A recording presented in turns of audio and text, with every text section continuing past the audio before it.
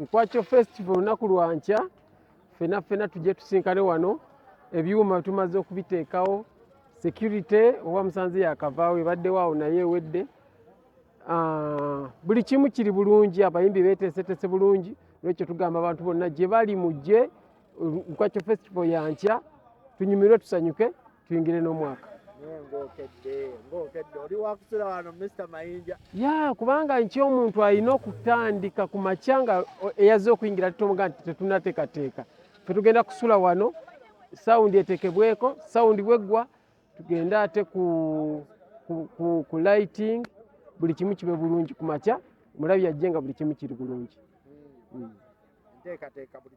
buli kimu kiwedde n'olwekyo buli omu gyali ajje tunyumirwe music waffe nga poliisi nakkiriza abantu abaze mu kibuga okukola byonna bikwezo eno Nkwacho byonna tubikole tewali buzibu okutambula omuntu ebyokulya bye n'ebyokunywa bye kubanga aba ayagala okulya n'okunywa poliisi esobola kugaana kulya na kunywa era security bamaze okucekinga wano buli kimu kiri bulungi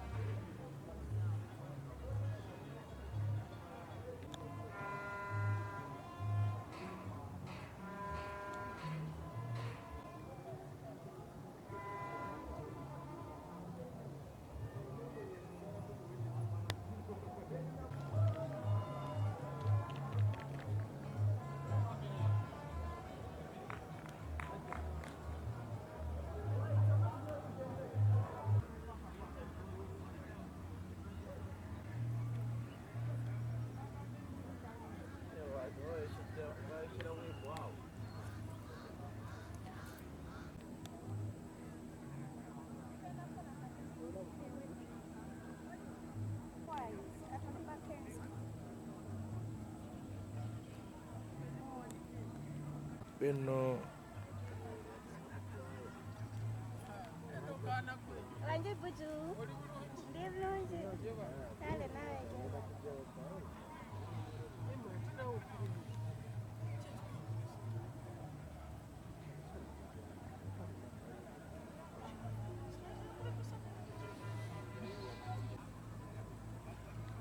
Apa barunya?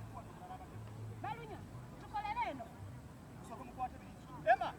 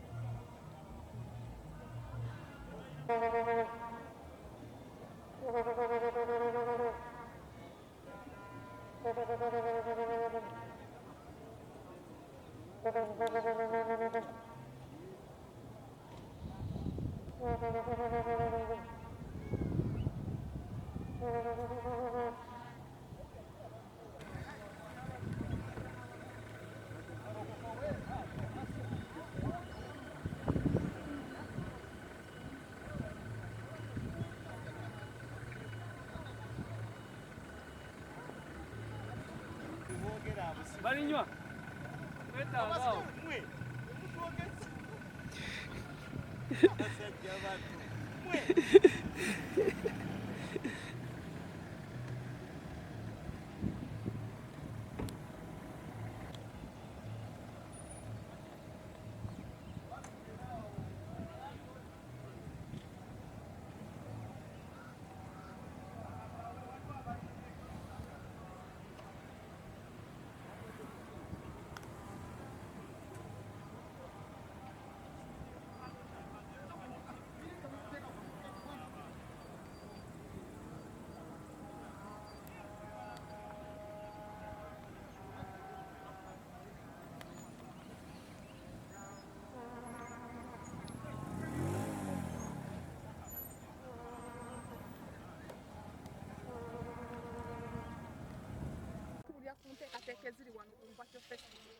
Nkwacho Festival ya lunaku lwa nkya nga 31 December.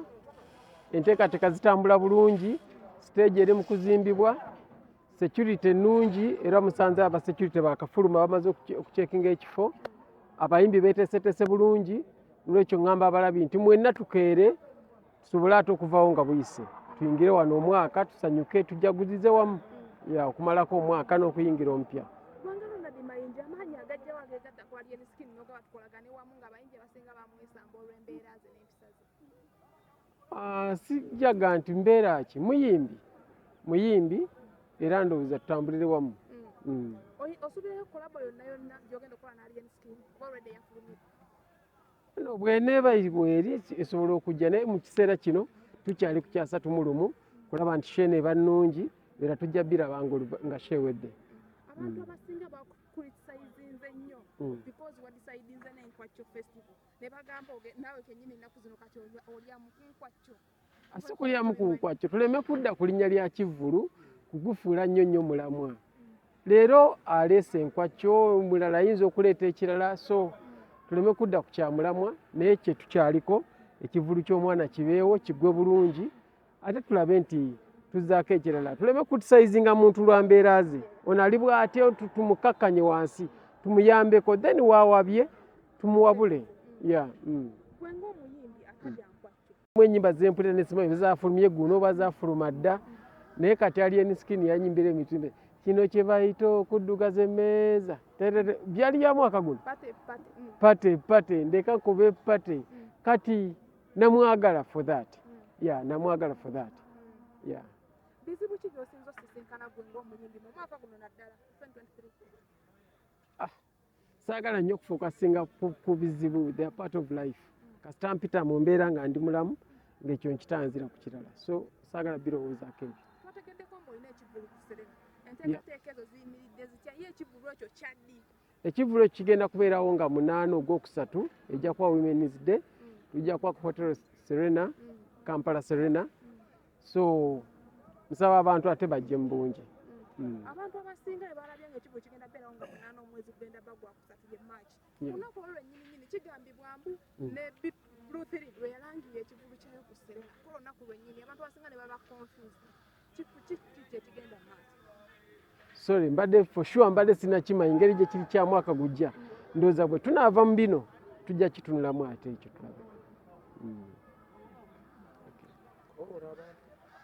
Bannanga twakulabye kituufu waliwo omuyimbi omu yavuddeyo n'agamba nti kituufu wali enskin oli ogenze kimayo masannyalaze ate abamu ne bavaayo ne bakiwakanya mbu gwe ne gulunedi mwagenzi wa alienskin kufuna masannyalaze. Mujje olwaliro mu bintu bya serious era ngamba abantu nti olunaku lw'enkya bannange tuli wano e Wankulukuku mu Kivvulu Nkwacho Festival. Mujje mu bangi tuyingire omwaka tusanyuke tumaleko omukadde tuyingire omupya. Stage nja kubaawo endi wendi ngenda kusula wano nkeesezeewo kwega ebya stage sawa mmeka ndi awo supakiraka awo nawe ndabiramu kiki ngambuukira tabbu. Oyinza okujja n'omukulu ku stage mu luyimba lwa Namukwaya. Enteekateeka abantu bajje bazirabire wano. Wangi wabadde ekiwatu omwana ka-challenge kano bakakola okalaba katambula kano ak'ebigere. Nkalaba abaana bakateeka buli kye baagala naye ennaku zino ndowooza mujja tulemesa n'okutambula oba n'okwogera kubanga oyogera kino abaana ne bakiteekamu kino okola kino naye newe ndowooza gwe mulembe ogula oti tulina kyekikolera. Kakuyisizza kati ayiwa kakusanzeewa. Ebintu bya TikTok ebimu osooka n'onyiiga naye bwe bisukka obungi n'ogamba kati nanyiiga paka ddi n'obivaako. Nkalaba ate bakateekamu ennyimba ez'enjawulo. So anyway, let them work. It's okay. Walese n'engoma ya Namukwaya tugikwata nnyo buleeki. Namukwaya gireke ekkirire. Gireke ekkirire. Okitegedde? Nze wano nze kabaka w'okukola obulango. Ntuula n'enkirowooleza naye mwebale nnyo nammwe abagenze bakyongerayo olunaku lwankya. Namulowooleza ne ŋŋamba Nkwacho Wankulukuku mpite muntu ng'ali atya muyite ne nga Namukwaya okitegedde olunaku lwa nkya.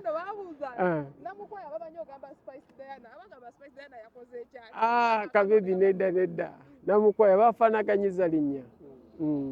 Twogere ku kivulu kyammwe kyabangawo nga lumu ekyeggaba kyo kati temugenda kisobola kubaayo oba nakyo mukiriko? Ekyeggaba gye kirera nga lumu nja kubaggaba nendowooza mulundi gumu tetwakuba kalangaako. Kyenzudde tujja kuba tukakomyawo kubanga kirabika abantu baali bakakwata kirabika ekivulu gye kiri kalanga ndowooza kekabadde kabulamu next year Katonda nga yagadde tujja kubanga tukassaamu. Nga nzibu nnyo ndowooza buli kimu kirabye wano.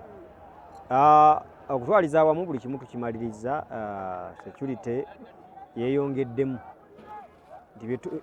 tebiringa ebya bulijjo. Kyova olaba nti tubadde n'enfunda eziwera nga mulaba security yeeyongera olw'okuba nti nno ebintu bingi ebiri mu kibuga, abalokole Nkwacho mweziri, so baba balina okujjayo n'ag'omubuto tusobola okuba nga tusobola okubeera wano olwaleero.